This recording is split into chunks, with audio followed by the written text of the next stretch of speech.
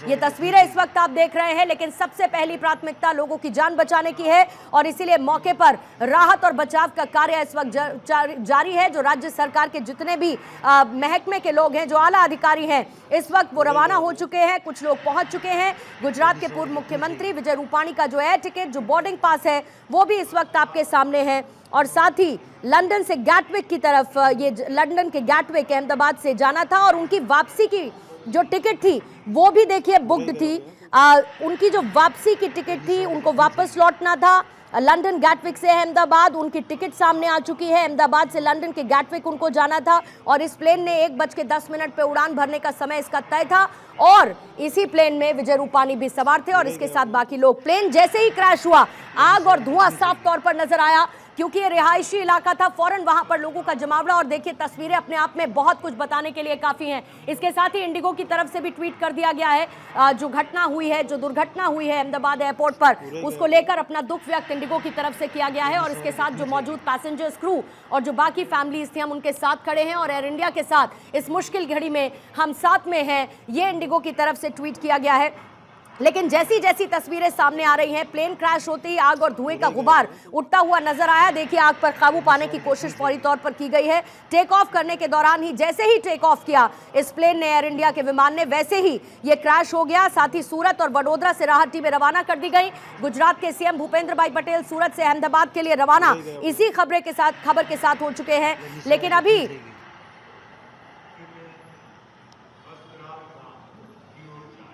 रिहायशी इलाका जिसका जिक्र हमने किया, ये वो बिल्डिंग है जिसके पास ये विमान क्रैश हुआ है, जिसके ऊपर ये विमान क्रैश हुआ है।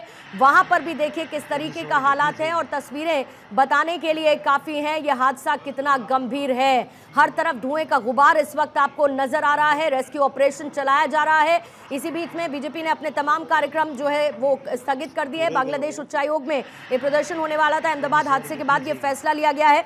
देखिए 2 पायलट, 10 केबिन क्रू समेत 242 लोग इसमें सवार थे। डीजीसीए की तरफ से ये जानकारी दी गई, ट्वीट किया गया कि air India B787 aircraft VTANB जो कि ऑपरेट कर रही थी फ्लाइट AI-171 अहमदाबाद से गैटविक तक, वो इमीडिएटली क्रैश हो गई। टेक ऑफ के बाद अहमदाबाद से जैसे ही उसने उड़ान भरी, 242 लोग उस फ्लाइट में मौजूद थे, जिसमें 2 पायलट और 10 केबिन क्रू मेंबर्स भी थे और साथ ही जो कैप्टन और को पायलट है उनका भी नाम एयर इंडिया की तरफ से इसी के साथ बताया गया है। ये जो ट्वीट किया गया इसमें जानकारी दी गई। जैसे ही यह हादसा हुआ, मलबे के बीच वहां पर मौजूद फौरन CISF और जो फायर ब्रिगेड की टीमें थी, पहले आग पर काबू पाना और जो वहां पर मौजूद CISF के जवान थे वो लोगों की तलाश में जुटे ताकि लोगों को बचाया जा सके। और ऐसे किसी भी हादसे के बाद ये पहली प्राथमिकता होती है, लेकिन हादसे में 100 लोगों के मौत की आशंका जताई जा रही है, जो अपने आप में एक बहुत दुखद जानकारी पहुंचाते हुए भी लगती है क्योंकि बहुत सारे लोग कुछ वेकेशंस के लिए जा रहे थे, कुछ अपनी फैमिली के साथ लंदन घूमने के लिए पहुंच रहे थे, कुछ किसी कार्यक्रम में शामिल होने के लिए पहुंच रहे थे। लेकिन एग्जैक्ट आंकड़ा क्या है, आधिकारिक तौर पर उसकी जानकारी आने के बाद ही हम आपके साथ साझा कर पाएंगे।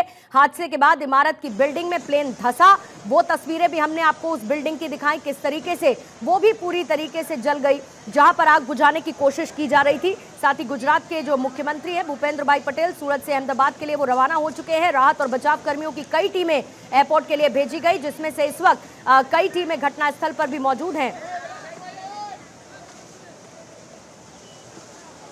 सत्येंद्र जी, बीजेपी के नेता इस वक्त,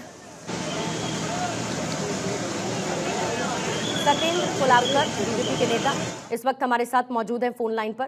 कुलावकर साहब, ये बहुत दुखद खबर आ रही है अहमदाबाद के मेघानी इलाके में प्लेन क्रैश होने को लेकर। कुछ और जानकारी आपकी तरफ से अगर साझा की जाए और जो लोकल अथॉरिटीज हैं इस वक्त वो स्पॉट पर मौजूद हैं, क्या किस तरीके से रेस्क्यू और साथ ही लोगों को अस्पताल पहुंचाने का सिलसिला चल रहा है?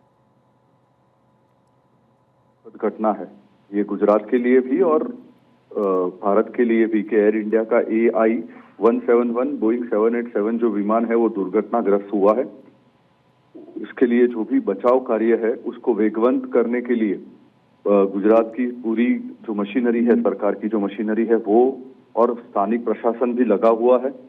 हम ईश्वर से प्रार्थना करते हैं कि इसमें मिनिमम कैजुअलिटी हो, पर जिस तरीके का अभी जो दृश्य आपके टीवी पर देख रहे हैं और जो समाचार आ रहे हैं इसमें काफी सारी कैजुअलिटी हुई है ऐसा दिख रहा है। राहत और बचाव कार्य जो है उसको वेगवान करने के लिए प्रशासन के तरफ से निर्देश दिए गए। कुलाबकर साहब, विजय रूपाणी जी का भी हमारे पास बोर्डिंग पास और उनकी टू एंड फ्रो की टिकट्स उपलब्ध हैं और विजय रूपाणी जी के भी इस प्लेन में सवार होने की जानकारी थी, बाकी 242 लोगों को मिलाकर साथ। हमारे वरिष्ठ नेता है विजय रूपाणी जी, बट इस मैटर की पुष्टि अभी तक हमारे पास नहीं हुई है। हम प्रयत्न कर रहे हैं कि इस जो पूरा वाक्य है इसमें विजय रूपाणी जी थे कि नहीं, इसकी हम लोग पुष्टि कर रहे हैं। कुलाबकर साहब, नजदीकी अस्पताल किस तरीके के, क्या उनको स्टैंड बाय मोड पर, क्या जो दूर जो सीवियरली इंजर्ड हैं उनके लिए क्या बाकी अस्पतालों को स्टैंड बाय पर कर दिया गया है? अभी स्पॉट पर किस तरीके की उपलब्धता है मेडिकल सर्विसेज से लेकर प्रशासनिक अधिकारियों की? अस्पताल है उसमें खास करके ब्लड, ऑक्सीजन और ऑपरेशन, ये 3 चीजों को लेकर जो पैरामेडिक सुविधाएं हैं उनके लिए हाई अलर्ट पे डाल दिया गया है। सारे हॉस्पिटल के डॉक्टर्स और नर्सिस जो पूरा स्टाफ है उनकी छुट्टियां कैंसिल कर दी गई है और उनको तात्कालिक हॉस्पिटल में हाजिर रहने के लिए कहा गया है। साथ में एम्बुलेंसेस का पूरा काफला वो भी मेघाणी जो सोसाइटी है वहां पर रवाना किया गया है और बहुत ही त्वरित कह सकते हैं उस तरीके की कार्यवाही गुजरात सरकार कर रही है। कुलाबकर साहब, सबसे इम्पोर्टेंट बात साथ ही ये भी है कि अभी तो सरकार की और प्रशासन की प्राथमिकता ये है कि वहाँ से लोगों को बचाया जा सके, उन्हें सुरक्षित किया जा सके, उनका जीवन बचा रहे, ये सबसे बड़ी और पहली प्राथमिकता होनी चाहिए। लेकिन साथ ही जानकारी ये भी आई कि कोई तकनीकी खराबी थी, जैसे ही विमान ने टेक ऑफ किया तकनीकी खराबी और उसी मेडे कॉल के साथ एटीसी को इन्फॉर्म किया गया, लेकिन शायद संभलने का सब मौका नहीं मिला क्योंकि फौरन ये विमान इस इमारत में जा घुसा। जैसे कि विजुअल्स हमने देखे हैं और जो प्राथमिक तौर पर जो विषय आया है हमारे पास, ये टेक्निकल खराबी के कारण ही ये हुआ है, ऐसा अभी हम लोग मान रहे हैं। बट हमारे लिए अभी जो प्रायोरिटी है वो जो लोग हैं उनको चिकित्सा मुहैया कराए और साथ में जो लोगों को हॉस्पिटलाइजेशन की जरूरत है, जो मलबे के नीचे या जिनका जो घर के आजू बाजू जो इनको नुकसान हुआ है उन तक पहले पहुंचने का हम प्रयत्न करेंगे। फिर जो भी एटीसी और उनके जो टेक्निकल क्रू कमिटी है वो तय करेगी ये किस कारण हुआ है। बट अभी हमारी प्राथमिकता जो है वो लोगों को की प्राण बचाने की है, उनको हॉस्पिटल और बाकी सब सुविधाएं मिले इसके लिए प्रयत्न प्रशासन कर रहा है। सत्येंद्र कुलाबकर साहब, आपने जानकारी दी, हमारे साथ आप जुड़े और मुमकिन कोशिश करेंगे कि फिर से आपसे बात हो पाए जैसे ही आपके पास कुछ और जानकारी आए, ताकि दर्शकों तक सही इंफॉर्मेशन भी पहुंच सके।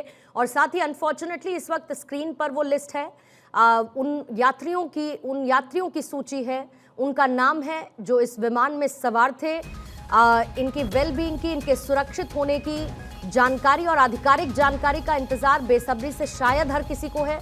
इस वक्त इस बात की उम्मीद हम भी करते हैं, इस बात की आशा करते हैं और दुआ करते हैं कि ज्यादा से ज्यादा लोग इस विमान हादसे के बाद सुरक्षित हों।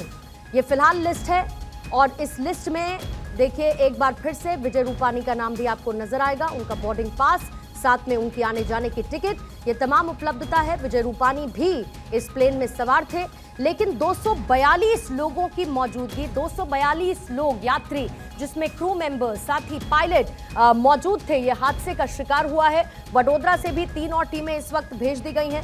1:39 पर इसने उड़ान भरी थी, रनवे संख्या 23 से इस विमान ने उड़ान भरी और उसके बाद फौरन मेडे को मैसेज दिया, एटीसी को मैसेज दिया, डिस्ट्रेस कॉल। इसका मतलब ये है क्लियरली कि विमान में इमरजेंसी है। अभी तक तकनीकी दिक्कत बताई जा रही है, तकनीकी दिक्कत रही और इसी तकनीकी दिक्कत के चलते इमरजेंसी के लिए कॉल, मेडे मैसेज एटीसी को पायलट की तरफ से भेजा गया। एटीसी ने विमान से जब संपर्क करने की कोशिश दोबारा से की तो कोई वहां से रिस्पांस नहीं आया, कोई जवाब नहीं मिला और माना यह जा रहा है कि रनवे 23 से उड़ान भरने के फौरन बाद ये विमान हवाई अड्डे की परिधि के बाहर जमीन पर गिर गया है और काला धुआं जिस तरीके से निकलता इस वक्त दिखाई दे रहा है, ये बड़े हादसे की तरफ इशारा करता है।